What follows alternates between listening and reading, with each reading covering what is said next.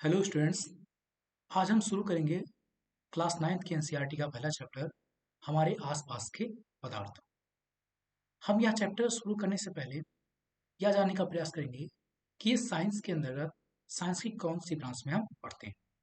तो ये साइंस में केमिस्ट्री का एक चैप्टर है जिसमें हम पदार्थ के बारे में पढ़ेंगे। अगर जो केमिस्ट्री की बात करें तो केमिस्ट्री साइंस की एक ऐसी ब्रांच है जिसमें हम पदार्थ के गुण, संगठन, उनकी संरचना का अध्ययन करते हैं।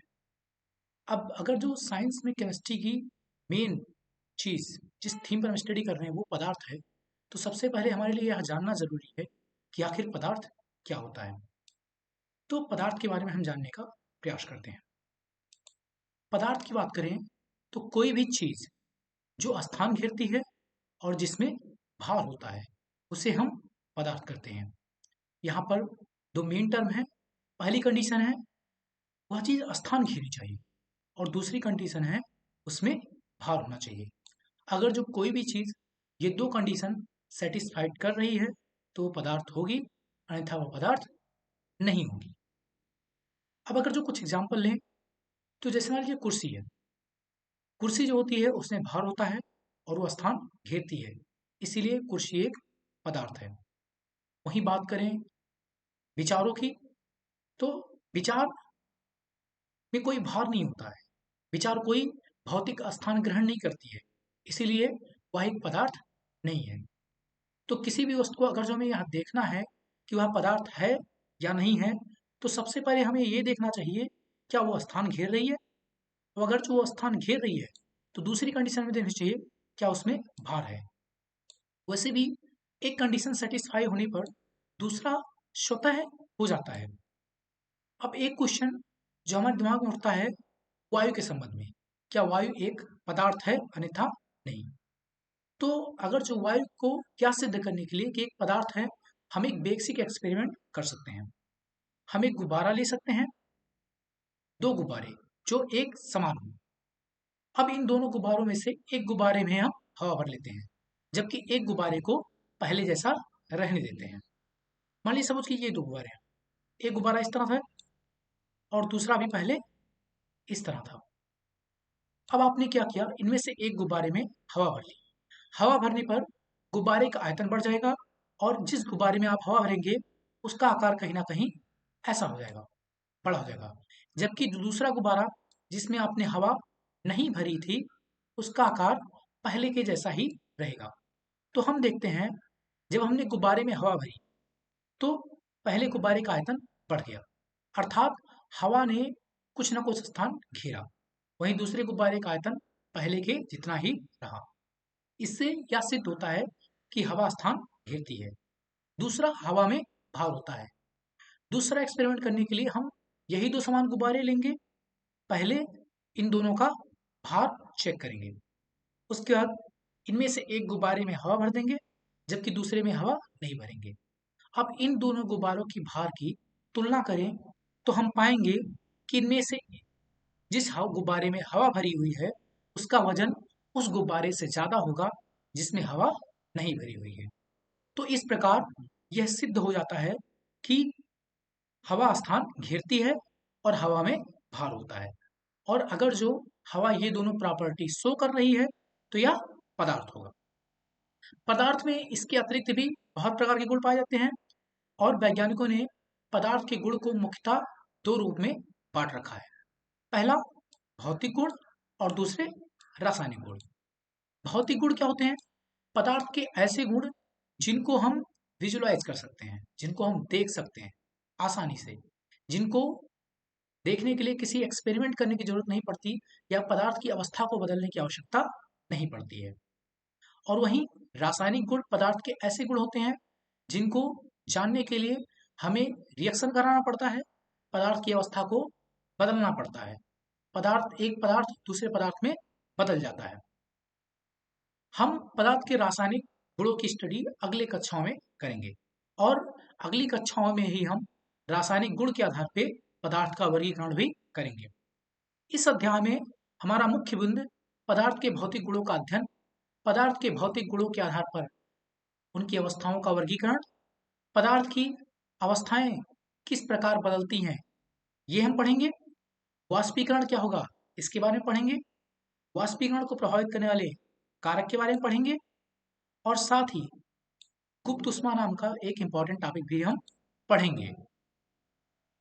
वाष्पीकरण के कारण शीतलता कैसे आती है, यह एक इंपॉर्टेंट क्वेश्चन है जिसके बारे में भी हम अध्ययन करेंगे। इसके अतिरिक्त हमें पदार्थ के बारे में कुछ बेसिक जानकारी होनी चाहिए कि आखिर पदार्थ बनते कैसे हैं, या पदार्थ किस चीज से मिलकर बना है। अगर जो प्रारंभ में बात करें तो ऐसा माना जाता था कि पदार्थ सतत है। सतत का तात्पर्य होता है जो चीज और छोटी चीजों में तोड़ी ना जा सके। लेकिन कालांतर में विज्ञान में जैसे जैसे खोजें होती गई, वैसे वैसे लोगों को पता चला कि पदार्थ सतत नहीं है, पदार्थ को और छोटे कणों में तोड़ा जा सकता है। इस संबंध में हमारे यहाँ भारत के एक महर्षि कणाद ने बहुत पहले ही बताया था, लेकिन बाद में ब्रिटिश साइंटिस्ट ने या और भी बहुत सारे वैज्ञानिकों ने इसके संबंध में बहुत सारे सिद्धांत दिए। अगर जो हम एक ओवरव्यू देखें कि किस तरह पदार्थ टूटता है, उसके फंडामेंटल पार्टिकल्स कौन कौन से होते हैं और फाइनली वस्तुएं कैसे बनती हैं, तो हम यहाँ पर ये क्रम देख सकते हैं। ये क्रम नीचे से ऊपर की तरफ चलता है, अर्थात नीचे वाले पदार्थ जैसे से मिलते जाएंगे, बड़ा ऊपर वाला पदार्थ बनता जाएगा। अब देखते हैं वस्तु क्या होती है।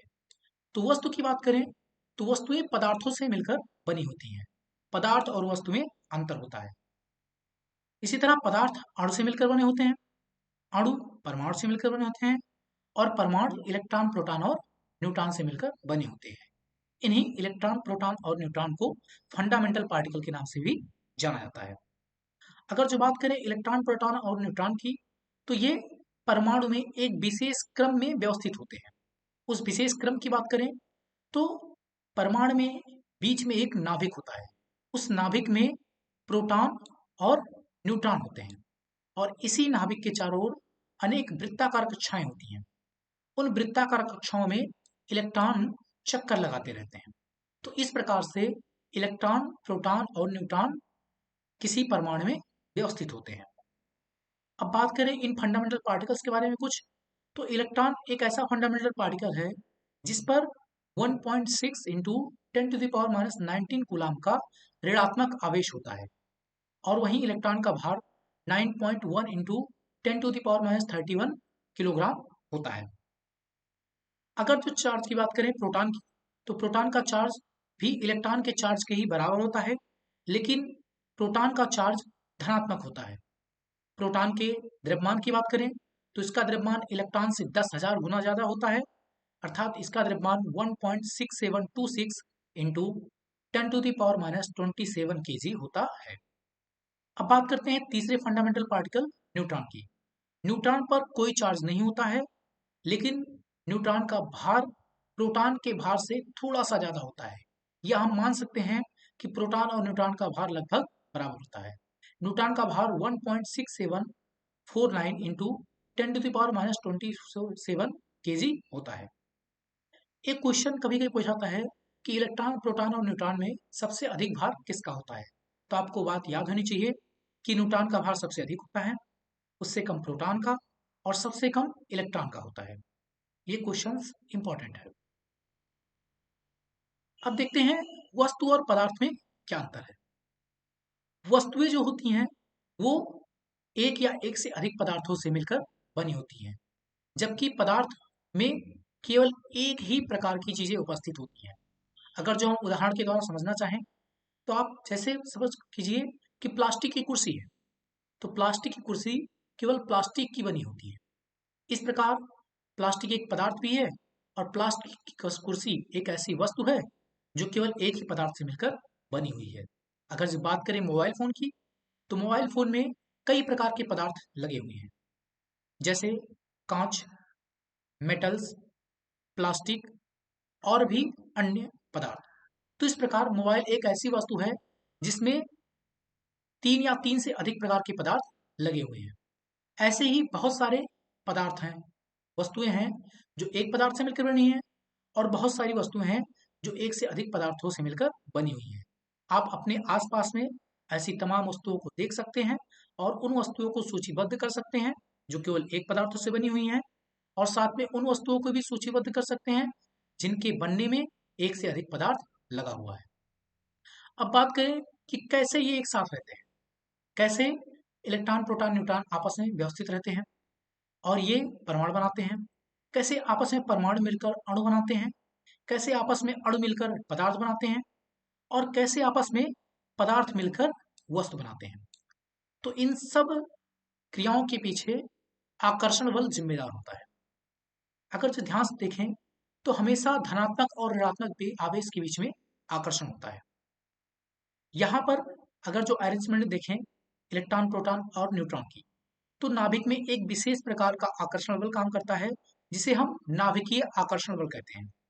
आप प्रबल नाभिकीय आकर्षण बल कहते हैं। यह आकर्षण बल चार्ज से इंडिपेंडेंट होता है, इस पर आवेश का कोई प्रभाव नहीं पड़ता है।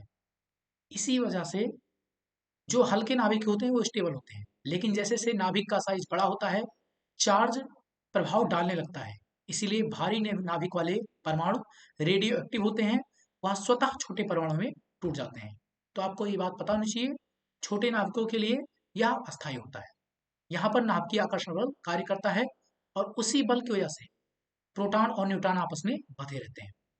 इलेक्ट्रॉन इन कक्षाओं में चक्कर लगाते रहते हैं। चूंकि प्रोटॉन पर पॉजिटिव चार्ज होता है और इलेक्ट्रॉन पर नेगेटिव चार्ज, इसीलिए ये दोनों एक दूसरे को आकर्षित करते रहते हैं। इनके बीच कूलाम फोर्स कार्य करता है जो कूलाम के नियम के अनुसार कार्य करता है।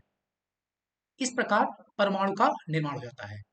परमाणुओं के बीच विभिन्न प्रकार के बंधों का निर्माण होता है, जिनमें से 3 प्रकार के बंध हम इस कक्षा में पढ़ेंगे और अगली कक्षाओं में उन बंधों के बारे में विस्तार से हम पढ़ेंगे। ये 3 प्रकार के बंध हैं: आयनिक बंध, सहसंयोजक बंध और उपसहसंयोजक बंध।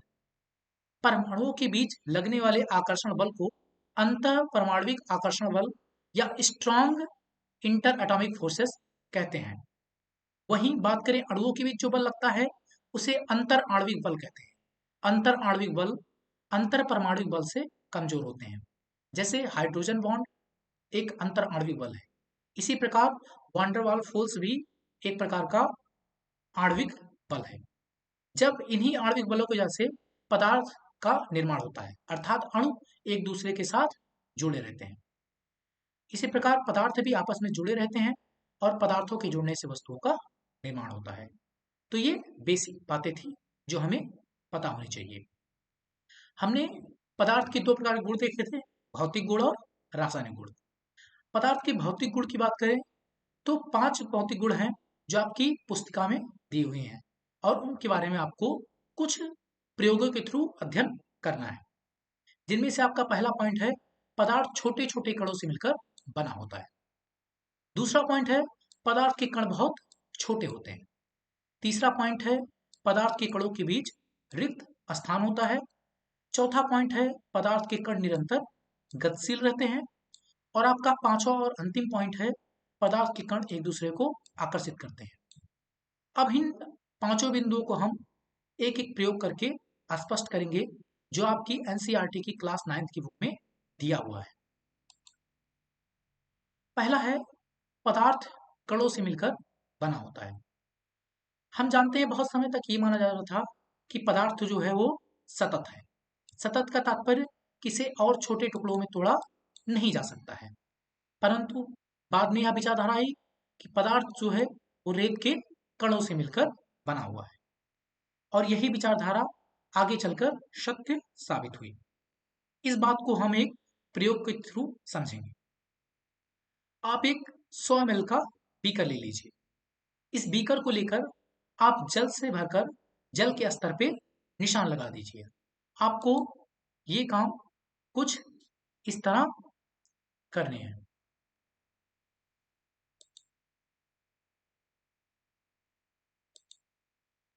आप यहाँ एक इस तरह से बीकर लेंगे।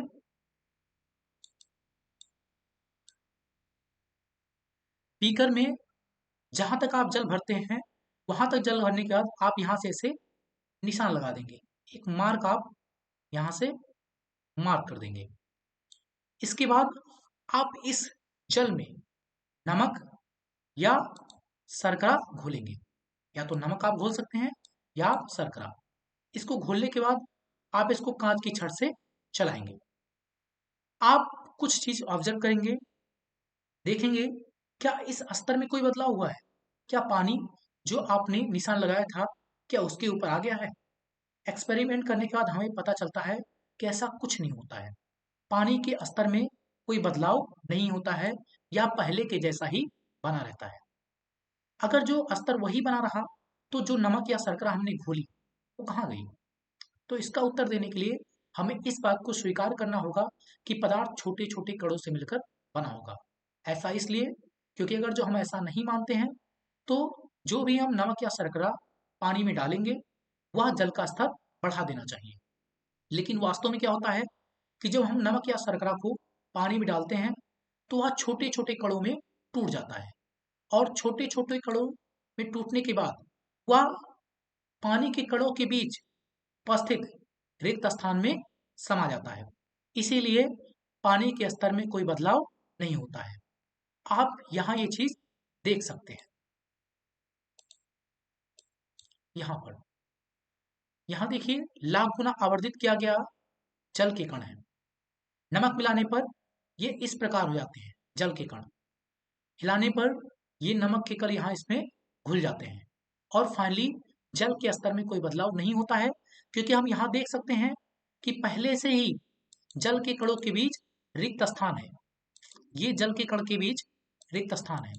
जब हम नमक को घोलते हैं किसी स्टिक के थ्रू तो ये नमक के कण या शर्करा के कण इनके बीच के स्थान को इस प्रकार ऑक्यूपाई कर लेते हैं। इसीलिए जल के स्तर में कोई बदलाव नहीं होता। यदि यह छोटे कणों में नहीं टूटता तो जल के स्तर में परिवर्तन हो जाता। लेकिन चूंकि ये और छोटे कणों में टूट जा रहा है और वो छोटे कण जल के कणों के बीच के रिक्त स्थान को ऑक्यूपाई कर ले रहे हैं, इसीलिए जल के स्तर में कोई बदलाव नहीं हो रहा है। अगला एक्सपेरिमेंट हमारा है पदार्थ के कण कितने छोटे होते हैं। अगर जो हम यह जानना चाहें कि पदार्थ के कण कितने छोटे होते हैं तो हमें एक बेसिक सा एक्सपेरिमेंट करना होगा। ये एक्सपेरिमेंट बेस्ड है कंसंट्रेशन पर। अगर जो यह हम मान लें कि पदार्थ के कण ज्यादा छोटे टुकड़ों में नहीं टूटेंगे तो अगर जो हम किसी सॉल्यूशन को तनकृत करने जाएं, तनकृत का तात्पर्य है जल मिलाकर हल्का करते जाना, तो अंत में अंतिम सॉल्यूशन में उस विलेय का कोई भी मात्रा नहीं होगा। अब यहाँ पर एक्सपेरिमेंट दिया आपको पोटेशियम परमैंगनेट से जुड़ा हुआ। पोटेशियम परमैंगनेट एक कंपाउंड है जिसका सूत्र KMnO4 होता है। KMnO4 होता है। ये आपके पोटेशियम परमैंगनेट का सूत्र होता है। अब आपको करना क्या है इस एक्सपेरिमेंट में? आपको पोटेशियम परमैंगनेट के 2 या 3 क्रिस्टल को 100 ml पानी में घोल लेना है। इस घोल में लगभग 10 ml घोल निकालकर उसे 90 ml जल में मिला दें। तो सबसे पहले आपको क्या करना है, एक बीकर लेना है, उसमें 100 ml पानी लेना है और उसमें पोटेशियम परमैंगनेट के 2 या 3 क्रिस्टल डालने हैं। अब यहाँ जो घोल बनकर तैयार होता है उसमें से आपको 10 ml जल निकाल लेना है और उस 10 ml जल को अगले 90 ml जल में 100 ml जल में 90 ml जल में ट्रांसफर कर देना है। फिर यही प्रक्रिया दोहरानी है। आपको अगले बीकर में से फिर से इसका 10 ml निकालना है और अगले बीकर में 90 ml में ट्रांसफर करना है। हम देखेंगे जैसे जैसे हम ये प्रक्रिया करते जाएंगे फाइनली हमें ये पता चलेगा कि जो सॉल्यूशन है उसका रंग हल्का हल्का होता जा रहा है। ऐसा इसलिए हो रहा है क्योंकि सॉल्यूशन में पोटेशियम परमैंगनेट की सांद्रता घटती जा रही है। लेकिन क्या अंत तक पानी पहले जैसा हो गया है? तो हमारा उत्तर होगा नहीं। अंत तक पानी बिल्कुल पहले जैसा नहीं हो रहा है। ऐसा इसलिए है क्योंकि पदार्थ बहुत ही छोटे छोटे कणों में टूट गया है। इतने छोटे कणों में कि यह 4 बार तंत्रित करने पर भी अपना रंग पूरी तरह खत्म नहीं कर रहा है या अंत में भी कलर शो कर रहा है, लेकिन कलर की इंटेंसिटी घट गई है, तीव्रता घट गई है। इसका कारण यह है चूंकि अगले सॉल्यूशन में पोटेशियम परमैंगनेट की मात्रा घटती जा रही है, अर्थात विलेन की सांद्रता घटती जा रही है। इस एक्सपेरिमेंट से हमें ये पता चलता है कि पदार्थ के कण बहुत ही छोटे होते हैं। इतने छोटे होते हैं कि हम उनकी कल्पना भी नहीं कर सकते हैं। ये बातें आपको पता होनी चाहिए। पदार्थ के कण इतने छोटे होते हैं कि हम इनको कल्पना भी नहीं कर सकते हैं। आपको पता हो कि हम परमाणु, इलेक्ट्रॉन, प्रोटॉन, न्यूट्रॉन को देख भी नहीं सकते हैं। आज तक किसी ने इलेक्ट्रॉन, प्रोटॉन, न्यूट्रॉन को देखा नहीं है। ये एक कल्पना मात्र है। हम ये मानते हैं कि पदार्थ उतने छोटे कणों में तोड़ा जा सका है। इसलिए पदार्थ के कण बहुत ही छोटे होते हैं। अगला लक्षण पढ़ते हैं पदार्थ के गुणों के कणों के अभिलाक्षणिक गुण। इनमें से पहला हमें पढ़ना है पदार्थ के कणों के बीच रिक्त स्थान होता है। ये एक्सपेरिमेंट आपको याद हो तो हम 1.1 में 1.1.1 में पहले ही पढ़ चुके हैं, जहां हमने नमक और शर्करा को कांच की छड़ की सहायता से जल में घोला था। अब यही चीज हम आगे देखते हैं कि क्रियाकलाप में जब हमने नमक को, शर्करा को, डेटाल को या पोटेशियम परमेनेंट को जब हमने इन सबको पानी में घुला तो ये सब अपने छोटे कणों में टूट गए। लेकिन इनके टूटने के बाद भी जल के स्तर में कोई बदलाव नहीं हुआ। अगर जल के स्तर में कोई बदलाव नहीं हुआ तो हमने पिछली बार एक्सपेरिमेंट में ये समझा कि वो सभी कण जल के कणों के बीच उपस्थित रिक्त स्थान में समाहित हो गए। अब चूंकि जल एक पदार्थ है और जल के कणों के बीच रिक्त स्थान होता है, इसीलिए हम ये कह सकते हैं कि पदार्थ के कणों के बीच रिक्त स्थान होता है। तो यहां से हमारा ये एक्सपेरिमेंट प्रूव हो जाता है। अगला है पदार्थ के कण निरंतर गतिशील रहते हैं। इस करने के लिए हमें 3 क्रियाकलाप इस पुस्तिका में दिए हुए हैं। आप इन्हें घर पर भी परफॉर्म कर सकते हैं और खुद से ऑब्जर्व कर सकते हैं। जिनमें से पहला क्रियाकलाप है आपको अपनी कक्षा के किसी कोने में एक बुझी हुई अगरबत्ती रखनी है। इसकी सुगंध लेने के लिए आपको इसके समीप जाना पड़ता है। ये आप सिंपली देख सकते हैं कि जब आप दुकान पर अगरबत्ती खरीदने जाते हैं या आप अगरबत्ती की आपको सुगंध लेनी है बिना जलाए, तो आपको उसके पास से सूंघना पड़ता है। वहीं अगर कहीं अगरबत्ती जल रही है और आप वहां से 10 मीटर, 20 मीटर, 30 मीटर दूर भी हैं, तो भी आपको उस अगरबत्ती की खुशबू आती है। तो इससे यह पता चलता है कि जो पदार्थ के कण हैं, जो अगरबत्ती के पदार्थ है उसके जलने पर जो उसके कण हैं गतिशील हो गए और उसकी गतिशीलता के कारण ही हमें दूर खड़े होने पर भी उसकी सुगंध मिलती है। तो यह पहला एक्सपेरिमेंट है जिससे यह पता चलता है कि पदार्थ के कण निरंतर गतिशील रहते हैं। अब हम दूसरा एक्सपेरिमेंट करेंगे। आपको जल से भरे 2 ग्लास या 2 बेकर लेने हैं। पहले बीकर के एक सिरे पर सावधानी से एक बूंद लाल या नीली स्याही डाल दें और दूसरे में शहद डाल दें। ये दोनों एक्सपेरिमेंट अपने घर पर कर सकते हैं। अब आपको कुछ ऑब्जर्व करना है और देखना है आखिर क्या होता है। तो आप जानते हैं कि जो शहद होता है उसकी श्यानता अधिक होती है। श्यानता का तात्पर्य आप सीधे शब्दों में समझ सकते हैं गाढ़ेपन से, कि जो ज्यादा गाढ़ा होगा उसकी श्यानता अधिक होगी, जो कम गाढ़ा होगा उसकी श्यानता कम होगी। हम जानते हैं शहद स्याही से अधिक गाढ़ा होता है, इसलिए उसकी श्यानता अधिक होगी, वहीं स्याही की श्यानता कम होगी।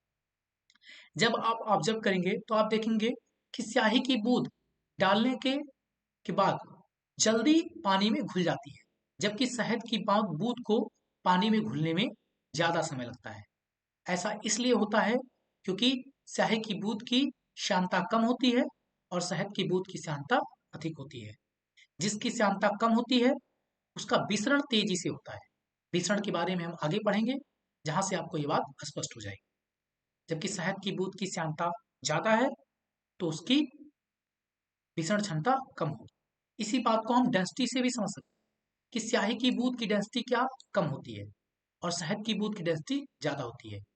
तो जिसकी डेंसिटी कम होगी उसकी विसरण करने की दर तेज होगी, वहीं जिसकी डेंसिटी ज्यादा होगी उसकी विसरण करने की दर कम होगी।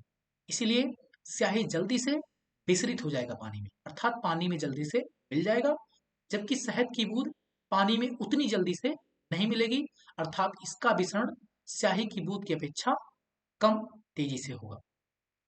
अगला एक्सपेरिमेंट हम करते हैं। एक गिलास गर्म पानी से और दूसरा ठंडे पानी से भरे गिलास में कॉपर सल्फेट या पोटेशियम परमैंगनेट का एक क्रिस्टल आपको डालना है। यहाँ पर हम एक्सपेरिमेंट यह देखने का प्रयास करेंगे, क्या ताप का कोई प्रभाव पड़ता है विलेयता पर। यह हम अध्ययन करने का प्रयास करेंगे। क्रिस्टल को सतह पर बैठने दें। आपको इस सॉल्यूशन को हिलाना नहीं है, किसी चीज से चलाना नहीं।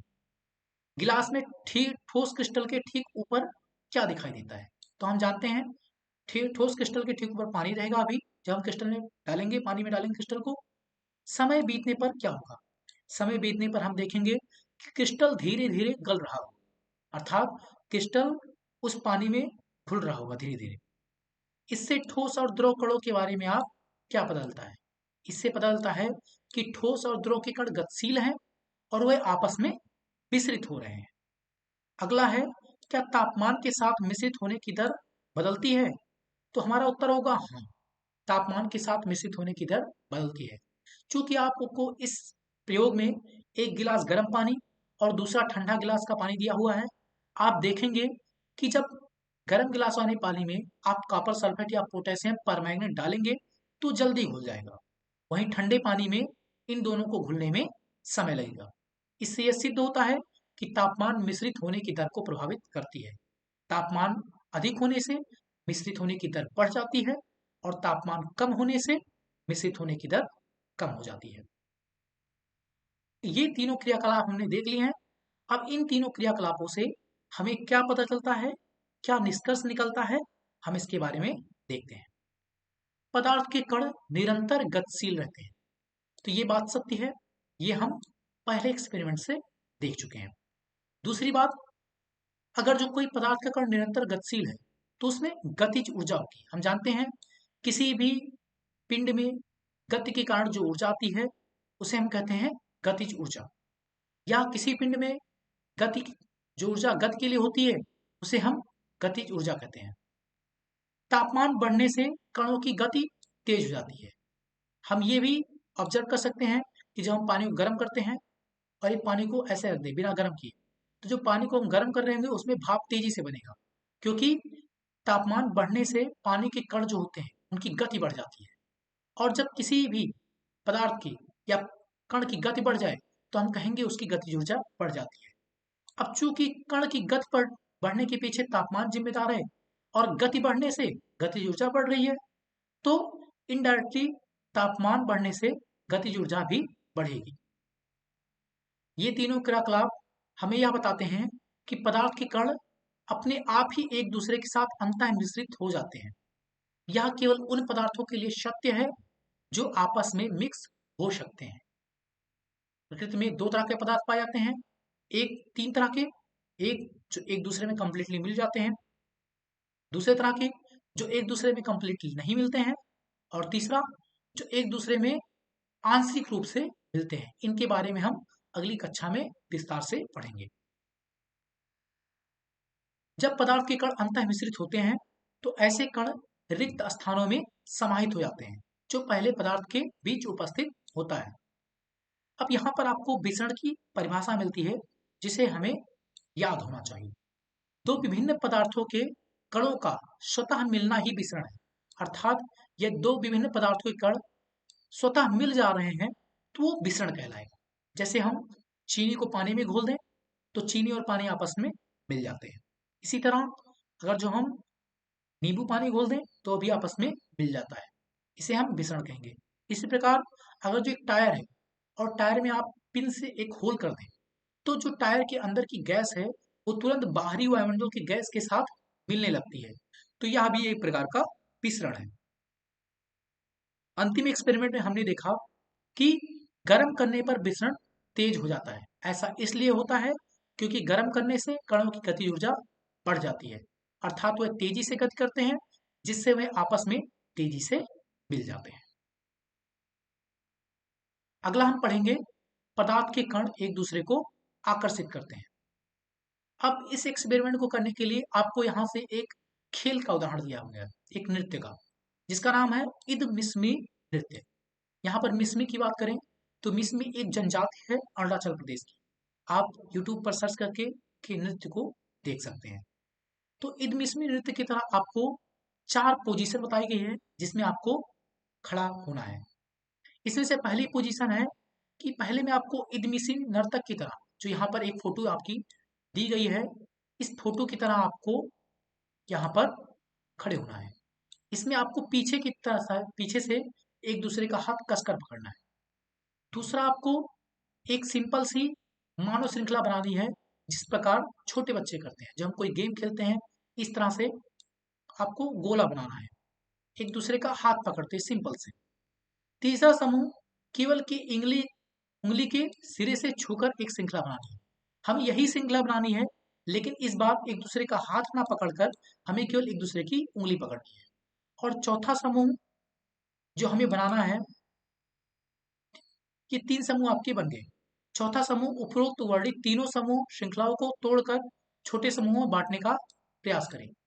अब आपको एक चौथा समूह भी बनाना है, लेकिन चौथे समूह बनाने के लिए आपको पहले इन तीनों समूहों को तोड़ना पड़ेगा। अब आप यहाँ ध्यान से देखें तो किस समूह को तोड़ना आसान है? तो आपका आंसर होगा कि इस तीसरे समूह को तोड़ना सबसे आसान होगा, क्योंकि इसमें लोगों ने एक दूसरे को केवल उंगली से पकड़ रखा है। उसके बाद दूसरे नंबर पे इसमें आसान होगा, क्योंकि इसमें हाथ से केवल पकड़ के रखा है, श्रृंखला बना रखी है। और सबसे कठिन होगा इदमिस्मी, इस नृत्य वाले समूह में तोड़ने में। तो यहाँ हमें यह बात समझाने की कोशिश की गई है कि जिसमें आकर्षण बल अधिक होता है उसको तोड़ना कठिन होता है, और जिसमें आकर्षण बल कम होता है उसे तोड़ना आसान होता है। इसीलिए हम अंतिम तीसरे ग्रुप को बहुत आसानी से तोड़ लेते हैं, क्योंकि उनके लोगों के बीच आकर्षण बल बहुत कम है। वहीं पहले ग्रुप को तोड़ने के लिए हमें अधिक बल लगाना पड़ता है, क्योंकि उनके बीच आकर्षण बल अधिक है। अब हम कुछ क्रियाकलाप के माध्यम से कुछ प्रश्नों को हल करने का प्रयास करेंगे, जो हम अपने दैनिक जीवन में देखते हैं। आपको एक लोहे की कील लेनी है, एक चाक का टुकड़ा लेना है और एक रबड़ का बैंड लेना है। इनमें से आप 2 चीज पहले ही दे चुके हैं। अब हथौड़ा मारकर, काटकर या खींचकर किसी भी तरह से आपको इनको भंगुर करना है। भंगुर करने से तात्पर्य है कि इनको छोटे-छोटे टुकड़ों में तोड़ना है। इन तीनों में से किस पर आपको अधिक बल प्रयोग करना पड़ेगा? तो आप सिंपली ऑब्जर्व करके देख सकते हैं कि जो लोहे की कील होगी, उसको तोड़ने के लिए हमें सबसे अधिक बल लगना होगा। वहीं जो चाक की टुकड़ा होगा, उसको तोड़ने के लिए सबसे कम बल की आवश्यकता होगी। और जो रबड़ का बैंड होगा, उसमें इन दोनों के बीच में, अर्थात लोहे से कम और चाक से अधिक बल की आवश्यकता होगी।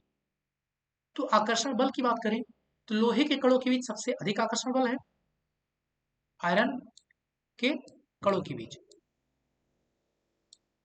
और दूसरे नंबर पे जो है आपका, वो आपका चाक है, और तीसरे नंबर पे आपका है रबड़। तो ये ऑर्डर है उनके अट्रैक्शन फोर्स का, कि आखिर किस तरह का अट्रैक्शन फोर्स है उनमें। तो ये आपका आंसर हो गया। अगला है क्रियाकलाप 1.8। आप इसको घर पर करेंगे और इस प्रश्न का उत्तर देने का प्रयास करेंगे। अब ये तीनों क्रियाकलाप हमें समझाते हैं कि पदार्थ के कणों के बीच एक प्रकार का आकर्षण बल कार्य करता है, और यही बल कणों को एक साथ रखता है। इस आकर्षण बल का सामर्थ्य प्रत्येक पदार्थ में अलग अलग होता है। हम इस बल के बारे में पिछली बार ही पढ़ चुके हैं, जहां हमने देखा था कि कैसे पदार्थ एक दूसरे से जुड़े हुए हैं। यहाँ पर हमने इसमें एक्सपेरिमेंट किया था। यहाँ मैंने आपको बताया था कि किन किन पदार्थों के बीच किस किस प्रकार का आकर्षण बल कार्य करता है। अब हम पढ़ेंगे अगला पॉइंट। आपको कुछ प्रश्न दिए हैं, जिनको आपको हल करने का प्रयास करना है। निम्नलिखित में से कौन से पदार्थ है? कुर्सी एक पदार्थ है, ये स्थान घेरती है और उसमें भार होता है। वायु, आपको एक्सपेरिमेंट के थ्रू मैंने प्रूफ किया है।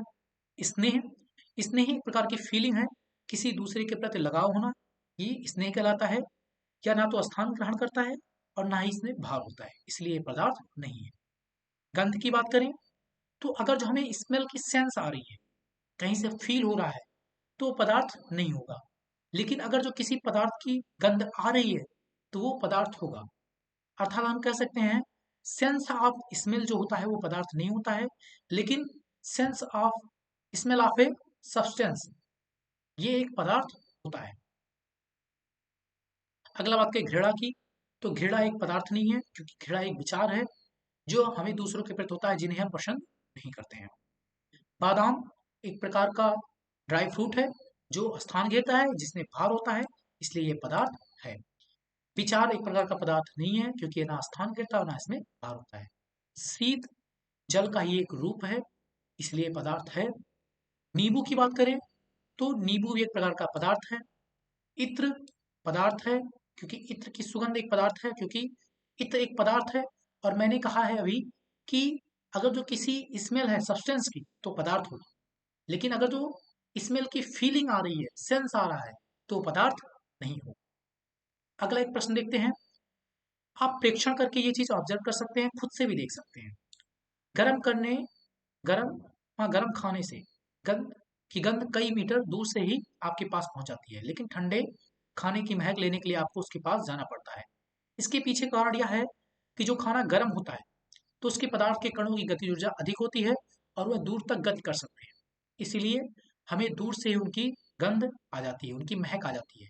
लेकिन ठंडे खाने के केस में उनके कणों की गति ऊर्जा कम होती है, इसलिए उनकी महक लेने के लिए हमें उनके पास जाना पड़ता है। नेक्स्ट क्वेश्चन है, स्विमिंग पूल में गोताखोर पानी काट जाता है, इससे पदार्थ का कौन सा गुण प्रेक्षित होता है? ये क्वेश्चन आप करेंगे और इसका आंसर आप कमेंट बॉक्स में लिखेंगे। अगला है, पदार्थ के कणों की विशेषताएं क्या होती हैं? तो ये विशेषताएं मैंने आपको करा रखी हैं, आप चाहें तो यहाँ से देख सकते हैं। ये पदार्थ के कणों की विशेषताएं हैं। जो भौतिक गुण है, ये 5 विशेषताएं पदार्थ के कणों। वही रासायनिक गुण है जिनके बारे में हम अगली कक्षाओं में पढ़ेंगे। ये 5 विशेषताएं आपको याद होनी चाहिए। अब अगला हम पढ़ेंगे टॉपिक पदार्थ की अवस्थाओं के बारे में। इसको हम अगली कक्षा में पढ़ेंगे। धन्यवाद। ओके।